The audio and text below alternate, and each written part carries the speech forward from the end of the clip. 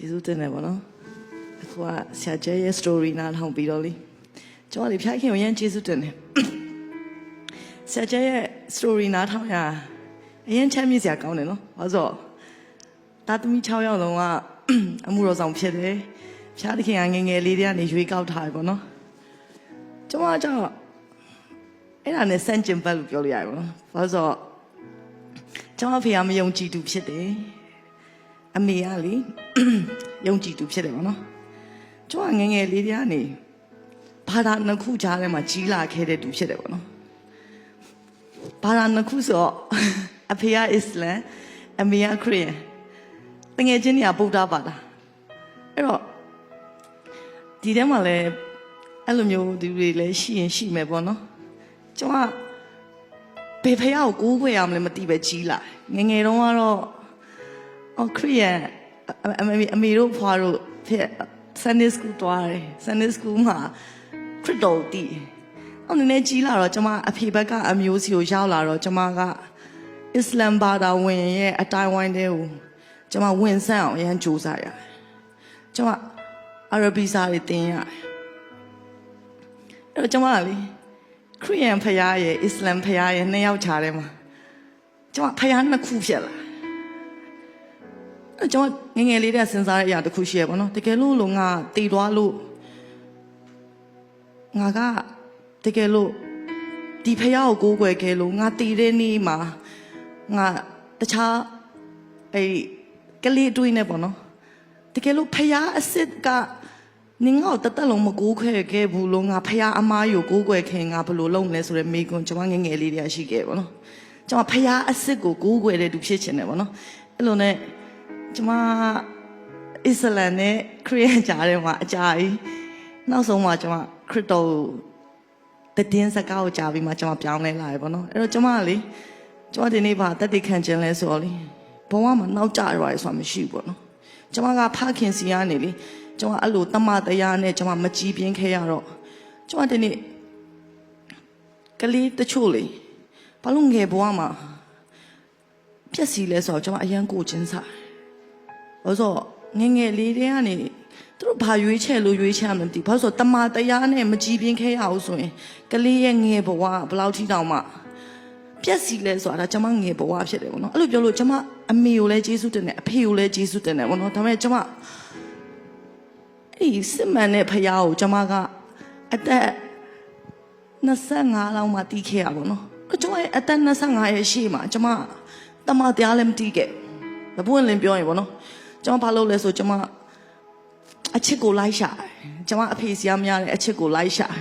အဲ့လိုနဲ့ကျွန်မခရစ်တော်ကိုရခဲ့ပေါ့နော်အဲ့တော့ကျွန်မပြောချင်တဲ့အရာလေးကျွန်မအမေကိုလည်းဒီနေ့ကျေးဇူးတင်တယ်ပေါ့နော်ဘာဖြစ်လဲဆိုကျွန်မအမေကမယုံကြည်သူနဲ့သူလက်ထပ်ခဲ့တယ်မှားသွားတယ်ဆိုတော့တီးတဲ့အခါမှာကျွန်မအမေကျွန်မငယ်ငယ်လေးတည်းဆူတောင်းတဲ့အရာတစ်ခုရှိတယ်အဲ့ဒါဘာလဲဆိုတော့သူ့ရဲ့လက်ထပ်မှာတဲ့ဒီမညီရဲ့တဘူကပြီးသွားပြီတဲ့ကျွန်မရဲ့သမီးတွေကနေစပြီးတော့မှကျွန်မရဲ့သမီးနှစ်ယောက်စလုံးကကျွန်မအဲ့ဒါလေးတက်တိခံချင်တယ်ပေါ့နော်မိခင်ကိုကျေးဇူးတင်တယ်ပေါ့နော်ဒီနေ့လေကျွန်မအမေကြီးနေမယ်လို့ကျွန်မယုံကြည်ကျွန်မဒီနေ့ကနေကျေးဇူးတင်တယ်ကျွန်မတို့ကလေအစ္စလမ်အဖေရှိဖြစ်တဲ့အတွက်အစ္စလမ်ဆိုမဲ့ဟိုလေမဲအဖေမျိုးမဟုတ်တူရကီဘက်ကဆက်တဲ့အဲ့လိုမျိုးအစ္စလမ်မျိုးပေါ့အသားဖြူဖြူအရိုက်ရှိရှိအဲ့လိုမျိုးကျွန်မအဖေကအဲ့ကြောင့်ကျွန်မယုတ်ကပြအရန်ဆန်တယ်ပေါ့နော်ကျွန်မကရင်လည်းဆက်တယ်အစ္စလမ်လည်းဆက်တယ်အဲ့နဲ့ကျွန်မအမေကဆူတောင်းနေတယ်အိမ်တော်ကြတော့လေသူ့ရဲ့ကျန်းစာစာအုပ်လေးကိုသူပြောပြရတယ်သူဘီရိုထဲမှာခိုးပြီးမှဖတ်ခဲ့ရတယ်တဲ့ကျွန်မအမေအိမ်တော်ကြတော့လေသူကလေသူပြောပြသူပကံစေးတာလေသူအရက်ထက်ကြော်တယ်အဲ့ဒီစေးခဲ့ရတယ်ပေါ့နော်မညီမိသားစုမတူတဲ့ background အဲ့အတိုင်းဝိုင်းတစ်ခုတည်းရောက်သွားတဲ့အခါမှာသူအဲ့ကျန်းစာကိုဖွက်ပြီးမှဖတ်ခဲ့အဲ့မှာသူဘာဆူတောင်းလဲဆိုတော့လေအစ္စလမ်တွေကကြတော့အစ္စလမ်ဘာသာဝင်တချို့လည်းတည်မယ်နော်ယောက်ျားလေးတွေပဲပလီသွားရသူမိန်းမတွေကပလီသွားလို့မရအောင်အဲ့တော့သူဘာဆူတောင်းလဲဆိုတော့တကယ်လို့တားလေးမွေးလာလို့ရှင်တဲ့ယောက်အစ္စလမ်ဘာသာဝင်ဖြစ်သွားမှာဆိုလို့တမီလေးလိုချင်တယ်တဲ့အဲ့ကျွန်မအမေကလေသူတမီနှစ်ယောက်မွေးခဲ့ကျွန်မပြောချင်တာလေကျွန်မကိုဖះဘယ်လောက်ချစ်လဲဆိုတော့ကျွန်မအရင်ခံစားရအမှန်တကယ်ကျွန်မအမေကိုယောက်ျားလေးပေးလို့ရတယ်ဒါပေမဲ့တကယ်လို့သူပြောတဲ့အတိုင်းပဲယောက်ျားလေးတာဖြစ်ခဲ့ရင်ကျွန်မ ကျမတို့ရဲ့ကျမအမေရဲ့သားသမီးကအစ္စလမ်ဖြစ်ရင်ဖြစ်သွားမှာအဲ့တော့ तू အိတ်ဆန်စိတ်ဆန္ဒလေးရှိတာအဲ့နဲ့ तू သမီးနှစ်ယောက်လုံးမွေးလာတယ်မွေးလာပြီးတော့မှ तू ဆူတောင်းခဲ့တယ်ညီတော်တဘိုးငါမထမ်းခဲ့ရပါမယ်ငါသားသမီးလက်ထက်မှာထမ်းရမယ်ဆိုပြီးကျမငယ်ငယ်လေးတန်းနေအိမ်အောင်ဘက်ကိုဆက်ကပ်ပြီးရပါတော့ဒီနေ့ဆိုကျမပြောမယ်ဆိုရင်ကျမဆက်ချက်တဲ့အိမ်အောင်ကြားတယ်ပါကျမတဘွားလုံးအဲ့ဖျားကြီးမျက်မှောက်တော့ရင်ချမ်းတဲ့ဟာလေးဒီလားညီတော်တဘွားဘလောက်ဒီအရှိကြီးလဲဆိုတော့ကျွန်တော်ပြောပြချင်ကျောင်းတွေလူငယ်များရှိလို့ရှိရင်လေညီတော်တဘိုးကတင်တနေ့သားသမီးမွေးလာလို့ရှိရင်တင်သားသမီးတွေကဘေးပါတာကိုကိုယ်ွယ်လို့ကိုယ်ွယ်အောင်လည်းမသိပဲဖြစ်မှာဖြစ်တယ်အဲကြောင့်ဖျားခင်ကညီတော်တဘိုးထမ်းခိုင်းတာဖြစ်တယ်ပေါ့နော်ဆရာကျနဲ့ကျွန်မနဲ့လုံးဝဆန့်ကျင်ဘက်ဆရာကျအဖြူဆိုကျွန်မအမေဆရာကျငယ်ငယ်လေးတည်းကနေတော့ဖျားခင်ရဲ့ချစ်ချင်းမြတ်တာရုံဝင်ထဲမှာကြည်ပြင်းလာရပြီမဲ့ကျွန်မကအချစ်မခံရတဲ့နေရာတမတရားကိုမတိပဲနဲ့ကျွန်မဘာသာနှစ်ခုကြားထဲမှာကြည်ပြင်းလာတဲ့အခါမှာကျွန်တော်ဖျားခင်ကိုစောစောစီးစီးမတိခဲ့ဘူးပေါ့နော်အဲ့တော့ကျွန်မဆရာကျနဲ့အိမ်အောင်ကြားရပေါ့နော်ကျွန်မအိမ်အောင်ကြားမဲ့ချိန်မှာလေကျွန်မအရန်ကြောက်တယ်ဘာလို့ဆိုကျွန်မအိမ်တောင်ရဲ့ပျော်ရွှင်ချမ်းမြေ့ခြင်းကိုမမြင်ဘူးတဲ့အတွက်ကျွန်မအိမ်အောင်ကြားရလို့ရှင်ပျော်ရွှင်နေဆိုတဲ့အရာတာကိုကျွန်မမသိအဲ့လိုပြောလို့ကျွန်မအမေနဲ့အဖေနဲ့အရန်ကောင်းတယ်ဒါပေမဲ့မတူညီတဲ့ထမ်းဖို့ကိုထမ်းထားပြီးဖြစ်တဲ့အတွက်ဘယ်ရာမဆိုမတူကျွန်မအဖေကအမေဆိုရင်ကျွန်မအမေကအဖြူသူတို့နှစ်ယောက်မှာမတူညီခြင်းတွေပဲရှိကျွန်မပွင့်လင်းပြောရင်အိမ်မှာနေရအရန်ငယ်ဘွားတော့ဒီတမတရားရဲ့ပျော်ရွှင်ခြင်းအစစ်မှန်ကိုကျွန်မမသိခဲ့ဘူးပေါ့နော်အဲ့တော့ဖျားခင်ကိုရန်ကျေးဇူးတင်တဲ့ခုချိန်မှာကျွန်မတဘွားလုံးဆုံးရှုံးခဲ့ရတဲ့အရာကိုကျွန်မအိမ်တော်မှာပြန်ရရပေါ့နော်ကျွန်မလေခါမှမရဘူးတဲ့ငြိမ်သက်ခြင်းဝမ်းမြောက်ခြင်းဖျားခင်စီရရတယ်လို့ကျွန်မခင်ပွန်းတဲ့စီရရရပေါ့နော်အဲ့တော့ကျွန်မပြောချင်တာဖျားခင်ကကျွန်မတို့ညီတော်တဘိုးဘာလို့ထမ်းခိုင်းစေချင်တာလဲဆိုရင်ကျွန်မတို့အတွက်ဖြစ်တယ်ကျမတို့ကောင်းဖို့အတွက်ဖျားခင်ကကြိုးတယ်ပြီးတတိပေးတာဖြစ်တယ်ပေါ့နော်အဲ့တော့ကျမမေကိုလည်းကျေးဇူးတင်တယ်ကျမအိမ်အောင်ပြုတ်မယ်လို့ဆုံးဖြတ်မယ်ဆိုရင်ကျမငါဘွားမှာဘယ်တော့မှမညီရောတပို့တော့ငါမထမ်းကျမမယုံကြည်သူတွေနဲ့ကျမရီးစားဖြစ်ဘူးရဲ့ပေါ့နော်ဒါပေမဲ့ကျမမထမ်းရဘူးပေါ့ဆိုကျမအမေရဲ့တင်ငန်းစာကျမတို့လုံလောက်သွားပြီအဲ့ဒီတင်ငန်းစာကျမသားသမီးကိုကျွန်မဆက်မပေးချင်ဘူးပေါ့နော်အဲ့ဒီဟာကိုလည်းကျေးဇူးတင်တယ်ပေါ့နော်ကျွန်မအမေကိုလည်းကျေးဇူးတင်တယ်သူတပွားလုံးနဲ့ယဉ်ပြီးမှမညီတော့တဘူးထမ်းချင်းရဲ့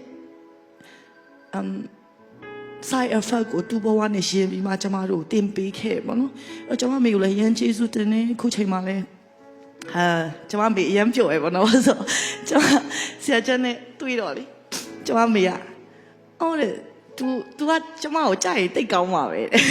ဟုတ်ဆိုဆရာကျတကယ်ကိုဖျားနဲ့တွာလာတဲ့တားလေးဖြစ်တယ်လीနော်အဲ့တော့ तू မရခဲ့တဲ့ဒီ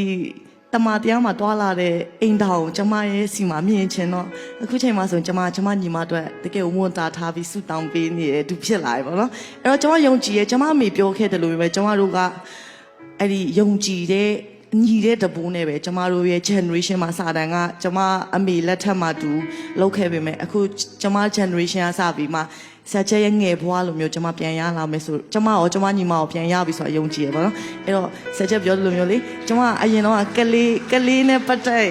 ဘာဖြစ်လို့ကြောက်လဲဆိုတော့ကျမလေမိခင်ဖြစ်ရမှာကျမအရင်ကြောက်တယ်ဘာလို့ဆိုတော့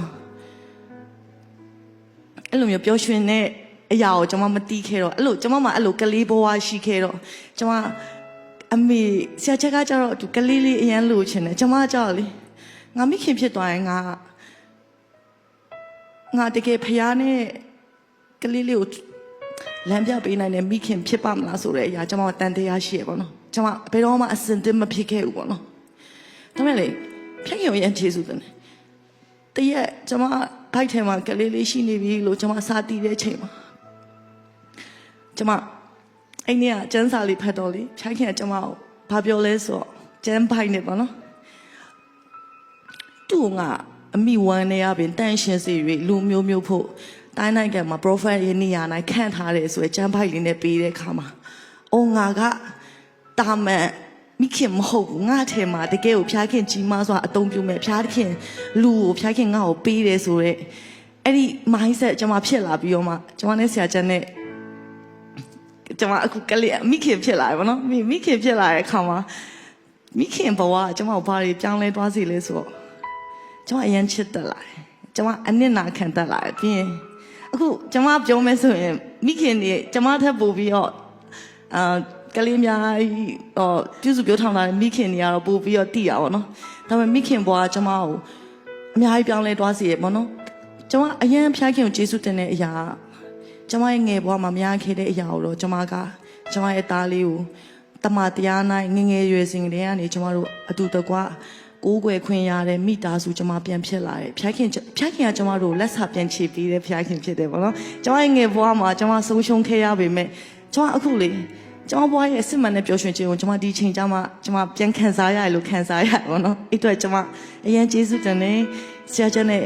အိမ်တော်ကြားခွင့်ရတဲ့ဟာလေးအရင်ကျေးဇူးတော်ချီးမွမ်းတယ်ဘာလို့ဆိုတော့ကျွန်မဖခင်မြတ်တာကိုကျွန်မဆရာကျက်စီကနေပြန်ခံစားရတယ်ပေါ့နော်အဲ့ဆိုခရစ်တော်ဆရာမြတ်တာကိုကျွန်မဆရာကျက်ဆရာရလာတဲ့ခါအဲ့ဒီမြတ်တာကကျွန်မကို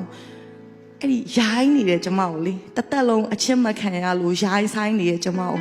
တနေ့ထက်တနေ့ရင်ပါလာစေပေါ့နော်အဲ့ကြောင့်ကျွန်မပြောပြချင်တာကျွန်တော်တို့ဘဝမှာဆုံးရှုံးခဲ့တဲ့အရာတွေအများကြီးရှိကောင်းရှိမယ်ဒါပေမဲ့ဖျားခင်ကကျွန်မတို့လက်စာပြန်ချပေးတဲ့ဖျားခင်ဖြစ်တယ်ပေါ့နော်အခုချိန်မှာကျွန်မအဲ့ဒါလေးကိုဝမ်းမြောက်စွာနဲ့တတိခံခွင့်ရတယ်ပေါ့နော်အဲ့အတွက်ယေရှုအများကြီးတင်ပါတယ်လို့ဖျားခင်